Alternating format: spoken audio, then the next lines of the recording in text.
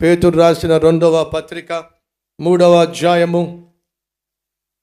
ఒకరోజు రాబోతుంది, ఏం కాబోతుంది చూద్దాం రండి. 3వ అధ్యాయము 8వ వచనం చదువుతున్నాను. ప్రియులారా, ఒక సంగతి మర్చిపోకండి. అదేమిటంటే, ప్రభు దృష్టికి ఒక దినము 1000 సంవత్సరముల వలెను, 1000 సంవత్సరములు ఒక దినము వలెను ఉన్నవి. కొందరు ఆలస్యమని ఎంచుచున్న ప్రకారము ప్రభువు తన వాగ్దానమును గూర్చి ఆలస్యము చేయువాడు కాదో, కానీ ఎవడును నశింపవలనని ఇచ్చయింపక అందరూ మారు మనసు పొందవలనని కోరుచు మీ ఎడల దీర్ఘశాంతము గలవాడై ఉన్నాడో. అయితే ప్రభు దినము దొంగ వచ్చినట్లు వచ్చునో. ఆ దినమున ఆకాశములు మహాధ్వనితో వినండి.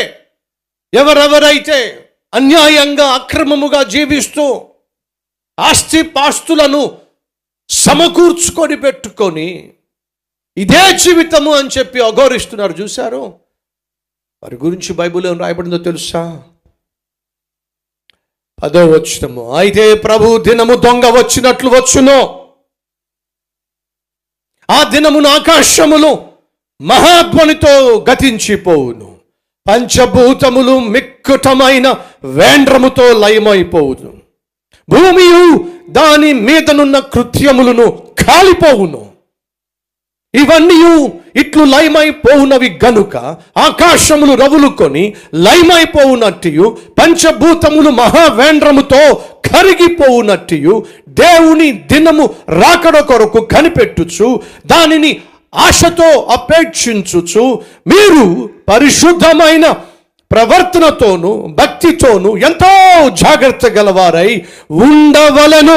ఆయనను మనమాయన వాగ్దానమును బట్టి క్రొత్త ఆకాశము కొరకును క్రొత్త భూమి కొరకును కనిపెట్టుచున్నామో వాటి యందు నీతి నివసించును. ఫ్రెండ్స్, ఈరోజు నీ చుట్టూ కనిపిస్తున్నటువంటి చెడ్డవారు వర్ధిల్లుతున్నటువంటి ఏదైతే ఈ వాతావరణం ఉందో కొంతకాలమే. ఆసాపు రాసిన 73వ కీర్తన మీరు చివరికి వచ్చేసరికి ఆసాపుకి అర్థమైంది ఏంటంటే, ఈరోజు నా కళ్ళ ముందు కనిపిస్తున్నటువంటిదంతా కూడా 3 నాళ్ళ ముచ్చట మాత్రమే. ఒకరోజు మనిషి తాను చేసినటువంటి పాపిష్టి పనులన్నిటిని బట్టి చచ్చిపోతాడు. చచ్చిపోయిన తరువాత తాను చేసిన పాపిష్టి పనులన్నిటిని బట్టి శిక్షను అనుభవిస్తాడు. యుగ యుగములు నరకంలో కాలిపోతూ ఉంటాడు. కానీ ఆ రోజు నువ్వు ఎక్కడుంటావో తెలుసా? యుగ యుగములు దేవుని రాజ్యంలో ఉంటావు. అక్కడ ఆకలి లేదు, అక్కడ వ్యాధి లేదు, అక్కడ బాధ లేదు, అక్కడ దప్పిక లేదు, అక్కడ కన్నీరు లేదు. నిత్యము యుగ యుగములు ఆనందముతో సంతోషముతో నువ్వు నివసించే స్థలం ఒకటి ఉంది. ఆ రోజు అక్కడి నుంచి నువ్వు చూస్తావు నరకంలో కాలిపోతున్న వారిని. అప్పుడు నీకు అర్థమవుతుంది నీ భాగ్యము ఎంత గొప్పదో. కొంచెము కాలము, ప్రియ సహోదరి సహోదరుడు వింటున్నావా? కొంచెము కాలము శ్రమపడిన తరువాత దేవుడు నిన్ను ఖచ్చితంగా స్థిరపరుస్తాడు. నా జీవితంలో నేను చూశాను. బహు పేదరికాన్ని అనుభవించాను, కడు దీనస్థితిని అనుభవించాను. కానీ దేవుడు ఈ దిన సేవకుణ్ణి ఆశీర్వాదమునకు కారకునిగా చేసే దినము ఒకటి ఉన్నది అని నేను నమ్మానండి. ఆ నమ్మకమే ఈరోజు నన్ను ఇక్కడ తీసుకొచ్చింది. ఇదే మాట నీకు చెప్తున్నాను. ఈరోజు కడు పేద స్థితిలో ఉన్నావు, దీన స్థితిలో ఉన్నావు, కష్టంలో ఉన్నావు, కరువులో ఉన్నావు, కన్నీటి లోయ గుండా వెళుతున్నావు. కన్నీకి శుభవార్త, దేవుడు నీ కోసం మంచి రోజులు దాచిపెట్టాడు. దేవుడు నీ కోసం శుభదినాలు అట్టిపెట్టాడు. అవి నువ్వు కల్లారా చూసేంత వరకు, అవి నువ్వు అనుభవించేంత వరకు నీ విశ్వాసాన్ని దయచేసి విడిచిపెట్టద్దు. నీ ఆత్మీయతను దయచేసి పాడు చేసుకోవద్దు. వాళ్ళల్లాగా నేను కూడా పాపం చేస్తే నాకు ప్రమోషన్ వచ్చేది, వాళ్ళల్లాగా నేను పాపం చేస్తే నా జీతం పెరిగేది, వాళ్ళల్లాగా నేను పాపం చేస్తే నాకు పర్మనెంట్ జాబ్ అయ్యేది. నీతిగా జీవించడం బట్టి ఏం సాధించాను? దయచేసి గమనించు.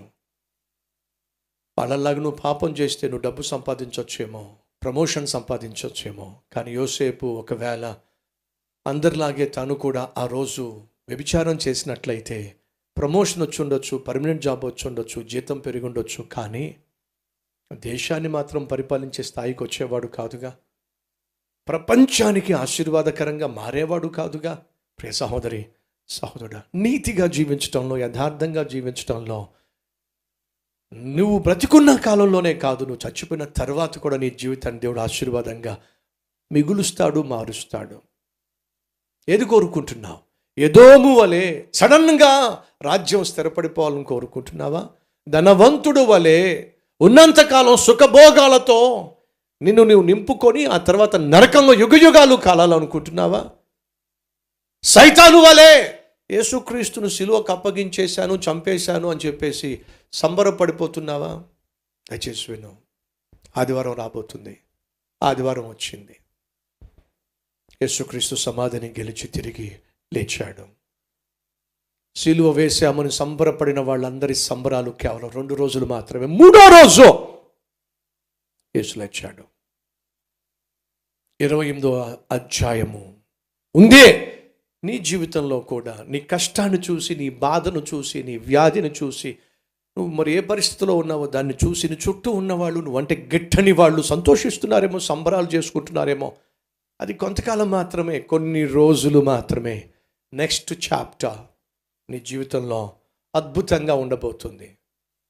ఈరోజు నిన్ను చూసిన హేళన చేసేవాళ్లే తమ ముక్కు మీద, నోటి మీద వేలు వేసుకొని రోజు రాబోతుంది. ఆ రోజు నీకు వస్తుంది.